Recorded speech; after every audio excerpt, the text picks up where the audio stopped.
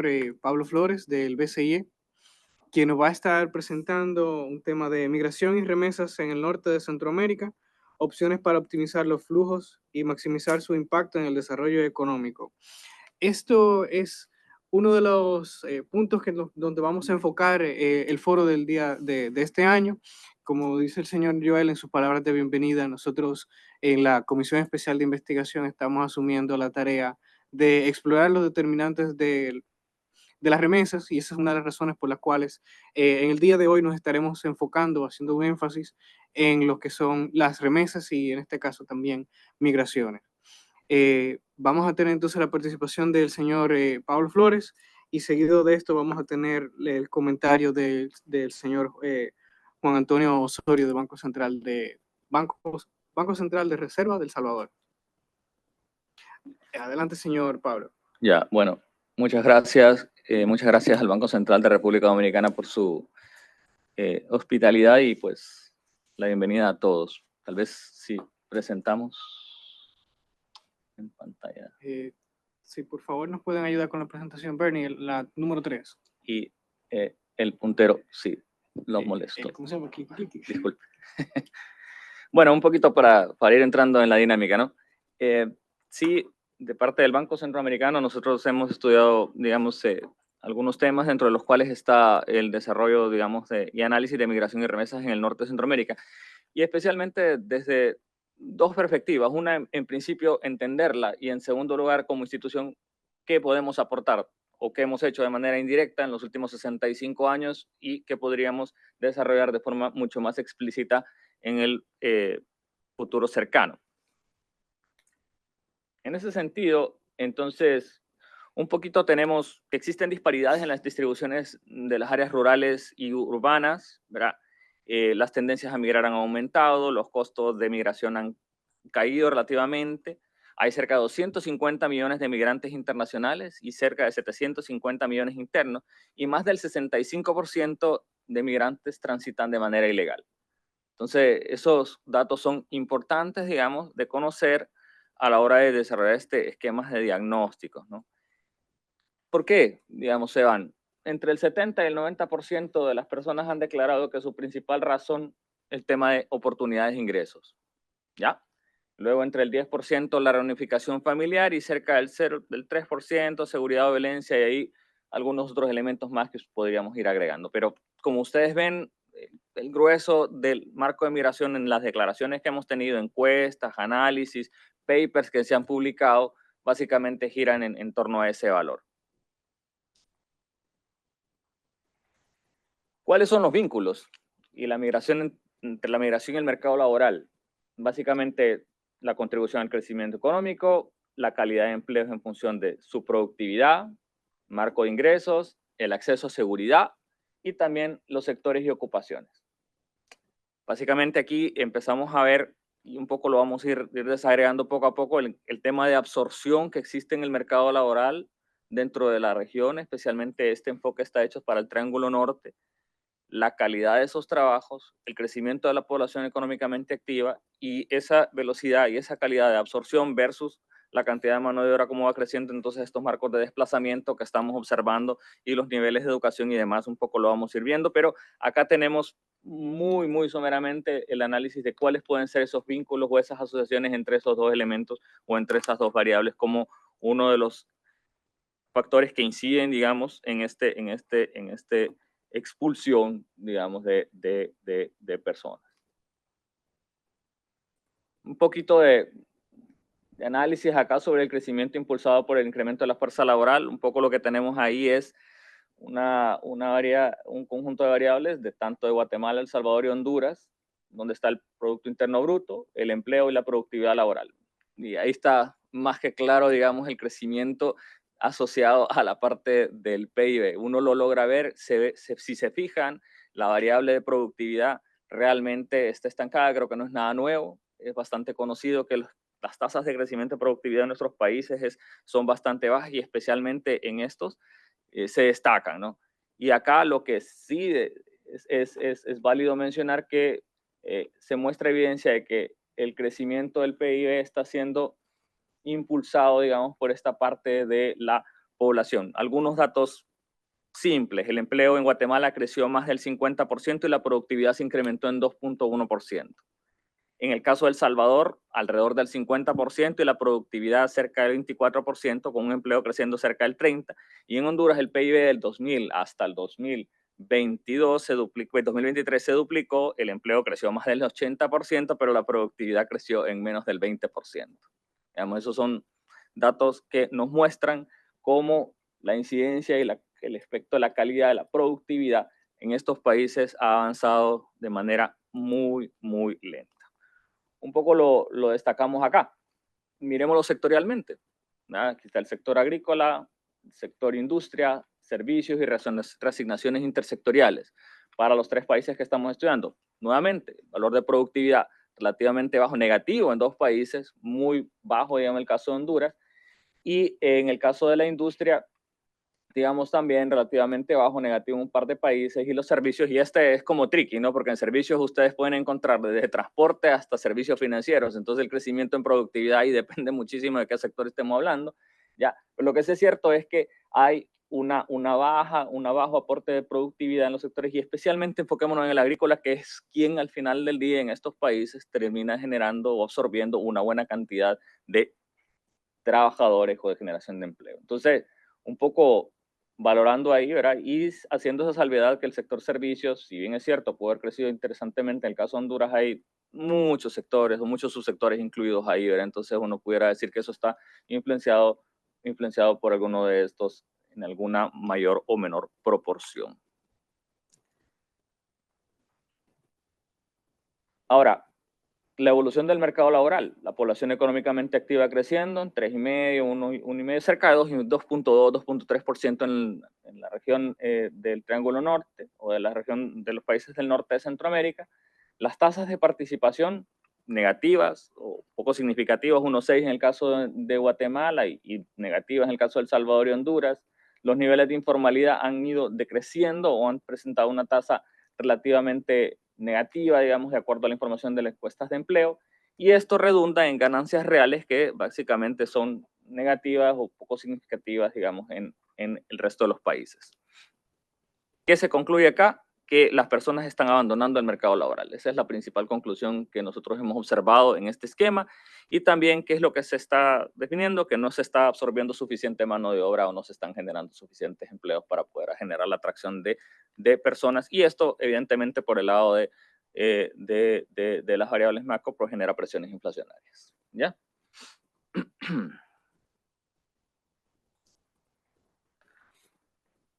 ¿Cuáles son los retos del mercado laboral?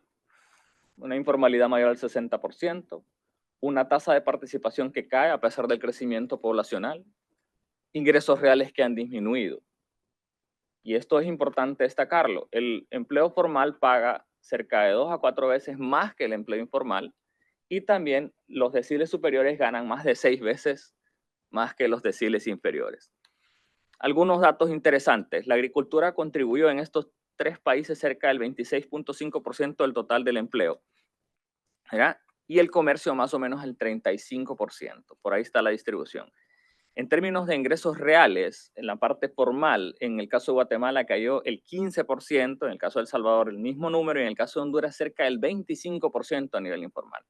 En el caso de los niveles informales, los ingresos reales cayeron entre el 11% y el 3.5% desde Guatemala a Honduras.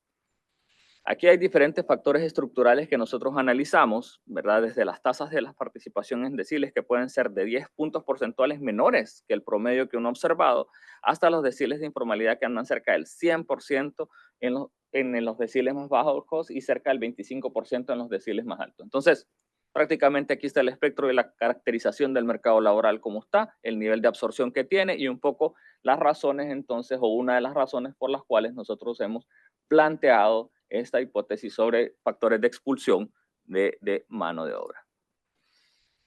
Entonces, un poco acá lo que observamos es la demografía, ¿verdad? Y esto lo que hemos hecho, ok, básicamente planteémonos este marco de referencia en el que estamos y veamos cómo tendría o qué es lo que tendrían que hacer las economías para poder, de alguna manera, en el mediano y largo plazo, tratar de solucionar o generar una absorción de individuos que se están generando, dado esa cantidad de crecimiento que observamos en la población económicamente activa, la estructura de informalidad y formalidad y sobre todo el marco sectorial que tienen las economías. Para poder incrementar las tasas de participación, básicamente lo que se estaría pensando es que las economías tendrían que crecer entre 1.5 y 2 puntos porcentuales y generar una atracción de inversiones que gire entre el 3 al 5 puntos porcentuales anuales, digamos. Y eso podría generar entonces un incremento en los marcos de productividad laboral e ingresos y crear cerca de 4.0 millones de empleos adicionales para los próximos 10 años, que es justamente lo que se necesitaría para poder absorber esta cantidad de personas, digamos, que estarían en términos de tendencia, de acuerdo a lo que nosotros observamos, desarrollando. Entonces, esto es un reto muy importante para las economías, ¿de acuerdo? Y esto es, de alguna manera, más o menos, dentro de los valores, una realidad a la que hay que afrontar o en la que estamos viviendo, ¿no? Y que nosotros como banca multilateral estamos muy preocupados, digamos, por el desarrollo de los proyectos de inversión que debemos hacer para poder generar o que sean básicamente enfocados a desarrollar procesos de atracción, digamos, de inversiones con altos niveles de empleabilidad. Entonces, eso es un punto muy, muy importante que nos llama muchísimo la atención y hacia dónde debemos de ir enfocando nuestros esfuerzos. Esto no es nuevo, el número de migrantes crece más rápido que la fuerza laboral. Honduras 4.6%, Guatemala cerca del 3.9% y El Salvador 2.8%. El promedio es cerca de 3.5% versus el crecimiento de la fuerza laboral que es 2%. Entonces, básicamente lo que tenemos ahí es una diferencia importante y crece más rápido que en América Latina también. Digamos. Eso es un poco lo que nos dicen nuestros datos. Entonces, si el status quo no cambia, básicamente lo que nosotros tenemos es una tendencia positiva y significativa en el mediano y largo plazo. O sea que la esperanza de desaceleración es relativamente baja, si ustedes lo quieren mencionar de alguna manera. Ahora, ¿qué características tienen a nivel de educación las personas que migran? Al menos dentro de los análisis que nosotros hemos hecho en el American Community Survey, lo que nos dice es que cerca de digamos, cerca del 40% de los trabajadores tienen primaria o menos y, digamos, si nosotros concentramos entre el 40 y 20, cerca del 60% de los trabajadores andan con un valor de secundaria incompleta o semi-skills de capacidad, si ustedes quieren. En Guatemala, 65% de la gente declaró que no tenía secundaria completa, en Honduras el 60%, en El Salvador 58%. O sea, que 60% de las personas declaran que tienen secundaria, menos de un título de secundaria, digamos, o no lo tienen, no cuentan con un diploma de secundaria las personas que fueron encuestadas en marco de migración. Por lo tanto, poca capacitación y baja productividad de los agentes. Y es interesante destacar que el 60% de las personas que migran trabajan en sectores de agricultura, construcción y servicios de baja productividad. Un poco eso es lo que definen las encuestas, digamos, destacando que cerca del 5% de las personas que migran son las únicas que trabajan dentro de servicios profesionales. Mayoría de migrantes a través de canales ilegales, ya lo habíamos dicho al principio, cerca del 65% de las personas declaran o establecen esa condición. Bueno, esto, digamos, cerca en el Triángulo Norte es una realidad y esta es la otra cara de la moneda, digamos, si se ve. 9.000 millones de dólares en el caso de Honduras, 8.000 millones en el caso de El Salvador y 19.000 millones de dólares en temas de remesas a niveles históricos, ¿verdad? Básicamente, a pesar de encontrarse en actividades poco productivas, las transferencias unilaterales realmente representan un monto y un porcentaje del PIB importante en estas economías. ¿De acuerdo? Entonces, un poco se mira acá. Esto es impresionante cuando uno mira estas gráficas y uno ve la tasa de crecimiento en los últimos 23, 24 años de los niveles de remesas, pasando de valores que se giraban en torno al 5% a valores en torno al 25, 27% del PIB, digamos. Caso de Guatemala, cerca del 19%. ¿Verdad? Entonces, básicamente en los últimos años se genera una aceleración del mismo después del COVID, un poquito por el tema de que jugaron un papel de seguro y también un poco por el impulso fiscal que se generó en parte de los Estados Unidos. ¿Ya? Y las tasas de crecimiento observadas entre 2021 y 2022 fueron superiores a 2 dígitos, digamos. Entonces, es importante este flujo y la pregunta es para qué se utiliza, ¿verdad? Y bueno, básicamente la gran respuesta, y eso es un poco lo que vamos a contar acá también, que va al consumo en lugar de ahorro e inversión. Entonces, que el nivel de productividad o rentabilidad de la transferencia unilateral que se recibe por parte de los países es relativamente bajo, si se quiere ver desde esa perspectiva, en términos de función o generación de efectos de segunda o tercera ronda, si ustedes lo quieren ver. De acuerdo a las encuestas, 97% de las remesas que se reciben en El Salvador va a consumo, y en el caso de Guatemala, que es un poquito diferente, cerca del 47% financian inversiones de bienes y servicios, pero orientados, digamos, a reparaciones del hogar o compra de inmuebles. Un poquito ese es el marco de referencia que se tuvo ahí. En general, la conclusión que se obtiene de estos análisis es que cerca del 5% o menos del 5% de las personas lo ahorran o lo invierten en actividades que no sean las que se mencionaron.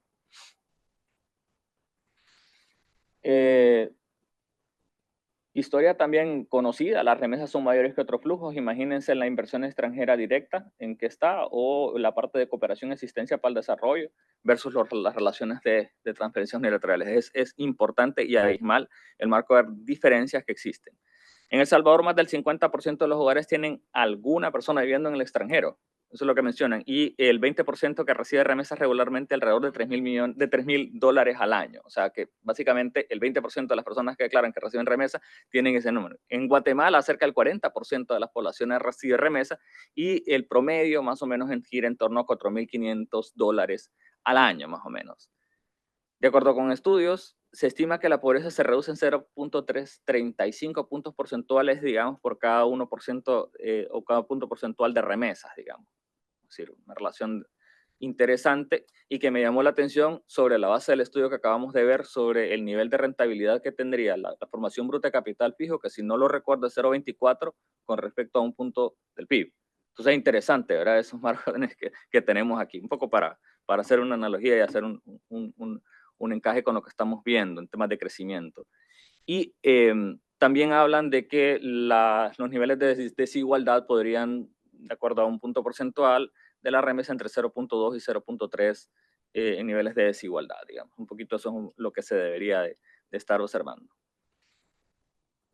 Ahora, ¿cuáles son, digamos, las fallas de mercado que afectan la migración? De acuerdo a lo que nosotros vemos, externalidades de empleo, falta de competencia de las remesas, mercado de trabajo y capital seguro y externalidades sociales.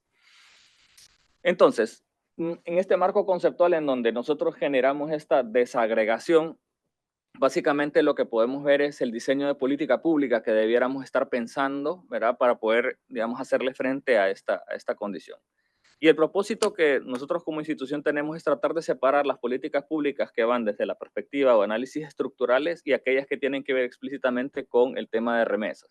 Estructuralmente existen las restricciones al crecimiento que todos las conocemos y que básicamente tenemos la parte de capital físico, capital humano, temas de regulación, etcétera, ¿no? Para generar atracción, pero en el caso de la migración tiene algunas particularidades, ¿verdad? Que deben ser tomadas en cuenta y que generan distorsiones dentro del análisis. Ya lo hemos hablado un poquito en el tema de cómo los trabajadores se mueven, ¿no? En un espacio geográfico que lo que intentan es generar una igualdad en los medios de vida.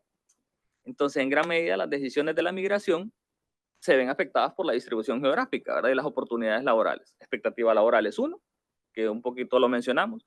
Oportunidades de trabajo en el lugar de origen es el número 2, de acuerdo a nuestro análisis, y los costos asociados al traslado es el número 3. Entonces, un poco ahí logramos discriminar de alguna medida estas relaciones y estos niveles de severidad de acuerdo a nuestro modelo, de acuerdo a nuestros análisis de incidencia que afectan directamente el tema de migración. Ahora, ¿qué tipo de medidas correctivas? Y esta, hay varias, digamos, y hay diferentes alternativas, opciones que nosotros pudiéramos testear o pudiéramos analizar. Algunas han sido probadas ya y entendemos nosotros que, de acuerdo a ello, pudiéramos, de alguna manera, como institución, incidir, digamos, de forma ya no tan indirecta, sino más directa en esta. Digamos, en términos de externalidad de empleo, los fondos de inversión. bonos diáspora o incentivos de inversiones diáspora en industria y sectores puede ser una alternativa, digamos, a través de la cual esto se podría mejorar. En el tema de la falta de competencia en inversiones, fomentarla, estrategias de inclusión o difundir tecnologías de digitalización. Digamos, hay un tema interesante desde la parte de intermediación financiera que nosotros hemos venido trabajando y vamos a seguir impulsando. En temas de externalidades sociales, bueno, los programas, la asociatividad y temas de filantropía de la diáspora también puede ser una de las alternativas que se puede implementar. Y en temas de mercado de trabajo y capital de seguros, pues promover sistemas de información sobre oportunidades laborales, que es algo, digamos, que es una ventanilla interesante que se puede explorar a través del desarrollo de las agencias dentro de los países, así como programas de asesoramiento y facilitación de retorno y reintegración económica. Digamos, esos son algunos de los elementos que nosotros creemos pueden, digamos, llegar a lo que nosotros llamamos la racionalización del flujo migratorio. Entonces, dentro de las prioridades de política, los fondos de inversión en empleo a través de subsidio de inversiones privadas, expandir capacidad productiva y las ventanillas que antes les mencionaba que pueden generar atención tanto a MIPYMES como cadenas de valor. Eso es un marco de priorización de política que desde la perspectiva del BCIE creemos nosotros que podemos, digamos, tener algún tipo de incidencia dentro de las políticas públicas de los gobiernos.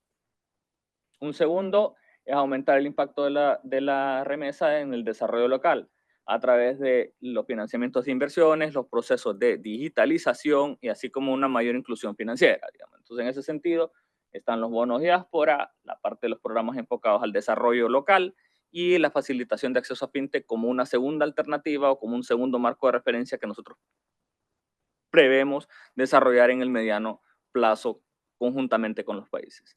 Y finalmente, pensamos que el aumento del impacto en las remesas en el desarrollo local se puede ver a través del financiamiento de inversiones, la digitalización y la mayor inclusión financiera. ¿Ya? Un poquito lo que hemos mencionado. Entonces, hay algunas características de estos programas como, por ejemplo, el registro y perfilado estadístico, que puede ser una opción que nosotros podemos trabajar, el servicio integrado de costos explícitos, un segundo marco de referencia que se puede trabajar, los proveedores especializados y los sistemas robustos de monitoreo y evaluación, digamos, como parte de los análisis que nosotros hemos visto y que como institución pudiéramos apoyar, digamos, de acuerdo al marco de política y la prioridad que tenga cada uno de los países.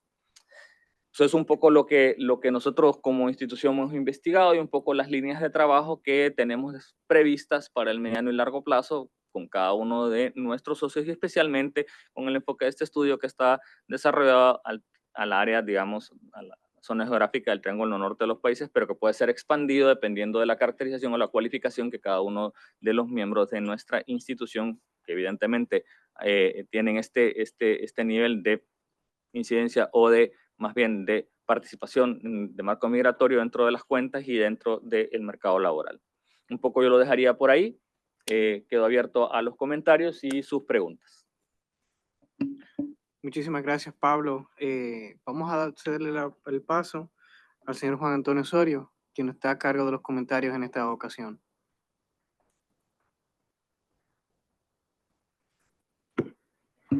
Gracias, tengan buenos días.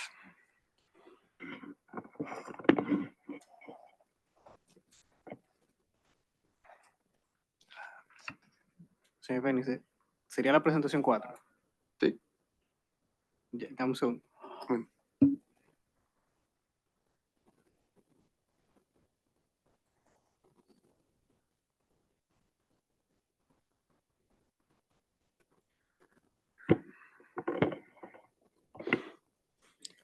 Bueno, gracias por la oportunidad de vertir algunos comentarios sobre este trabajo, este informe.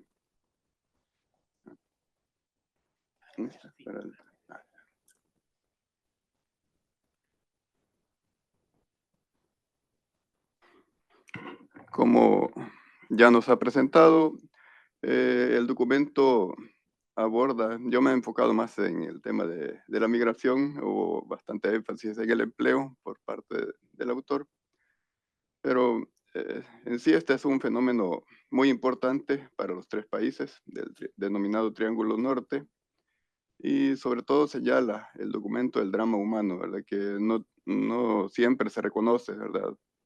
Para los que migran, tanto en su travesía como en las condiciones de trabajo que tienen que enfrentar los que llegan a su destino. aspectos de deficiencias en servicios de seguridad social y de vivienda que deben enfrentar. Desarrolla un diagnóstico muy amplio del mercado laboral de los países y realiza simulaciones sobre el crecimiento que se necesita para mejorar las tasas de participación y ocupación. Plantea un mejor uso de las remesas. Este es un tema que se sigue discutiendo, ¿verdad? Se señala mucho que las remesas solo sirven para financiar consumo, pero también, por el otro lado, sirven para impulsar la producción misma, ¿verdad? O sostienen el crecimiento económico. En muchos casos, El Salvador en particular. Y así se plantean algunas propuestas de intervención de política. Me llamó mucho la atención algunos mecanismos interesantes, como ya se ha mencionado, los bonos o las acciones de la diáspora, que pueden ser un instrumento importante para financiar inversiones, como lo menciona, y también algunas otras propuestas, ¿verdad? Que si bien se menciona por eh, algunos entusiastas, que se muestran entusiastas sobre este tipo de medidas, pueden ser más complejas de aplicar, como no se mencionó, pero está incluido eh, establecer programas que ofrezcan servicios de apoyo social necesarios para los grupos familiares que permanecen en las economías, ¿verdad? Y mejorar esos servicios y que estos sean financiados a través de impuestos a las remesas. Eso no deja de poner nerviosos a quienes son receptores de remesas, ¿verdad? Y puede tener también importantes costos políticos, por eso es que no pasa de ser mencionado este tema de impuestos. Aparte de que tendría pues muchos aspectos de problemas de aplicación, de cómo cobrar el impuesto a las remesas, ¿verdad? Sí, ya de todas maneras pagan el IVA, ¿verdad? Son de los mayores contribuyentes al IVA, ¿verdad? Sí, sirven para financiar consumo y algún otro tipo de inversión social o familiar, ¿verdad? Como educación o algunas obras comunitarias que también se hacen con el apoyo de los migrantes.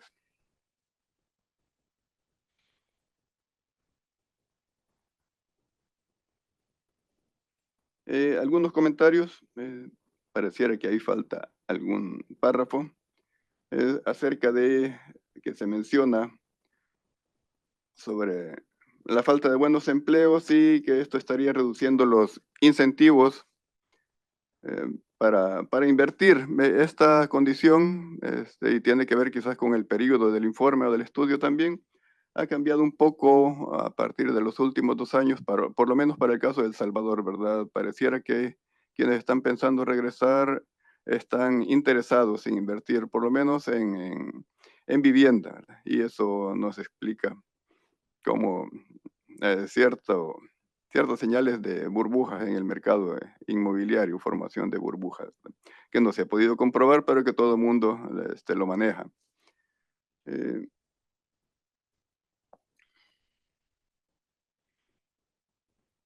se presenta una gráfica de una última encuesta, pero ahí está el otro. Eso disculpa, fue por el efecto de la presentación. Eh, Quizás lo que valdría la pena agregar es lo que mencionaba ya el secretario Odalis, ¿verdad? El tema de los como impulsores del deseo a migrar, de los efectos del cambio climático que ya está siendo mencionado por los organismos internacionales como el Banco Mundial. Eh, los resultados de las encuestas más recientes para el caso de El Salvador muestran que hay una mayor disposición a invertir y esto tiene que ver mucho con el cambio del clima de seguridad. Ya hay mayor disposición, o por lo menos manifiestan, ¿verdad? Disposición tiene que contrastarse con la disponibilidad de recursos, ¿verdad? Pero por lo menos la intención existe. Hay otras limitantes también que habían sido capturadas en encuestas previas, pero al parecer hay más disposición de los hombres que en el caso de las mujeres. Y los destinos que se han estado popularizando bastante son los bienes raíces, restaurantes, algunos construcción de hoteles también para quienes no han sido empleados en el exterior, sino que han logrado formar alguna empresa. eh, Hoteles para el caso de turismo, agroindustria y por supuesto el comercio. Una encuesta anterior, esta del 2020 que realizó la CEPAL, menciona que las limitantes para la inversión, ¿verdad? Una es pues tener la intención pero no tener el dinero suficiente, la falta de inversión y que las inversiones a distancia no funcionan, ¿verdad? Así como muchas otras cosas. No tener a alguien de confianza en el país, ¿verdad? Para arriesgar el dinero. Y en cuanto a quienes han podido llegar a una posición de empleadores, no existía confianza en las instituciones del país, no disponer también ahí, se repite, no tener a nadie de confianza en el país, y ellos sí han realizado inversiones en el país de residencia, por decirlo, de acogida. Algunos comentarios en cuanto en el ánimo de mejorar el documento, ¿verdad? Es que no encontré por ahí el periodo que abarca el informe. Podría ser, eso es sencillo de aplicar. Hay algunos aspectos de forma, como que se combina la separación de puntos decimales, ¿verdad? El punto, pero son cuestiones fáciles. Eh, Tal vez señalar cómo se calculó la productividad laboral, ¿verdad? No está ahí especificado entre algunas otras variables.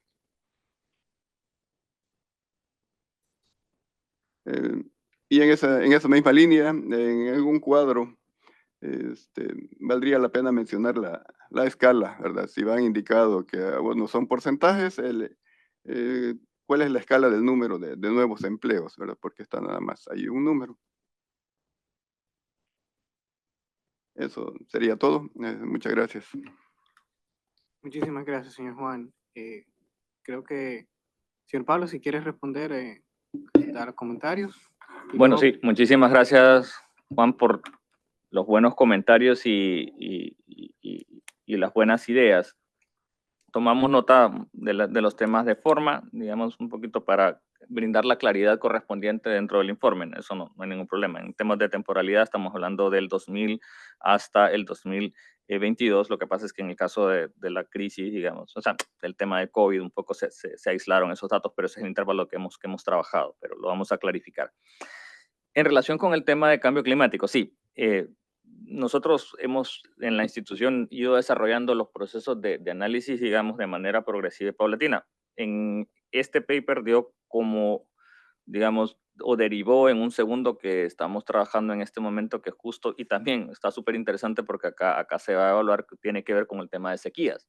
Y eso es un poco, digamos, una de las segunda parte de este tema. ¿Y por qué menciono sequías? Bueno, un poco por el tema de cambio climático y un poco por el tema de generación de empleo, o más bien destrucción de empleo, y un poco razones causales de que pudiera estar generando no efectos migratorios. Entonces, digamos que esto ha sido en etapas, entonces posteriormente nosotros vamos a compartir con ustedes los resultados de este segundo paper, digamos, que estamos mencionando, y un poco ahí contar la historia de este factor que de alguna manera no se trató de manera tan explícita dentro del documento. ¿Ya? En relación con los datos que menciona, para el caso de El Salvador, bueno, son coincidentes un poco con lo que nosotros más o menos mencionábamos en el tema de la estructura de invertir en los países, en la medida que existan inestabilidades a la hora o que las condiciones para la atracción de inversiones, visto desde el lado del uso del recurso o la transferencia unilateral que está haciendo, no son idóneas, evidentemente es muy difícil pensar que van a llegar a buen pie. Entonces un poco coincidimos en esa parte, ¿no? Y también coincidimos en que el uso de los recursos, tal vez en el caso de El Salvador, con estas encuestas nuevas, pudiera estar generando una derivación al tema de vivienda, pero que básicamente están orientados a consumo. O sea que creo que las conclusiones que se plantearon por parte de Juan son muy relacionadas con las nuestras. Evidentemente, en relación con el tipo de usos que se le pudiera dar para generar un mayor rendimiento, pues sí, De verdad que hay todo un trabajo que desarrollar y un marco de política pública que debe ser impulsado por parte de los gobiernos y de alguna manera pues, nosotros como organismos multilaterales acompañando, digamos, esas acciones con la finalidad de poder tratar de aumentar los niveles de rentabilidad de las mismas. Pero en términos generales tomamos muy bien los comentarios, los agradecemos muchísimo y coincidimos con las conclusiones y aseveraciones que se han presentado. Muchísimas gracias, señor Pablo, y felicidades por este documento que creo que me parece que se publicó ya, ¿verdad? Y este documento ya está publicado. Ah, ok, excelente. Está a disposición del público entonces. Sí, gracias, señor Juan, por sus comentarios. Estudiando un poquito, tenemos unos minutos adicionales acá para que podamos seguir conversando. Y estudiando las remesas en la región, realmente antes de yo formar parte de la Secretaría, yo me sorprendía que en Dominicana recibíamos casi un 5% del PIB, bueno, del PIB en remesas.